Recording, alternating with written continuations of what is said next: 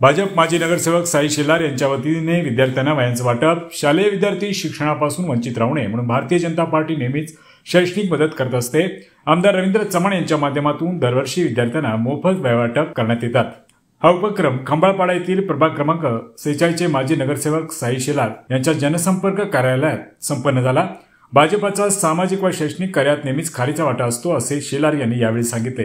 यावेळी स्वरा शेलार, विभाग अध्यक्ष चिंतामणी पाटील, गंगाराम शेलार, कल्याण जिल्हा जाती उपाध्यक्ष विनायक गायकवाड, डोंबिवली शहर झोपडपट्टी महासंघ अध्यक्ष दिलीप भंडार, अंजली गांगल, दीपेश पाटील, शेखर शर्मा, संजय शेलार, विशाल शेलार, गणेश पाटील, नितेश शेलार, विजय शेलार, भाजपा पदाधिकारी व कार्यकर्ते यावेळी मोठ्या संख्येने उपस्थित होते। महाराष्ट्र अपडेट 24 साठी शंकर जाधव, डोंबिवली।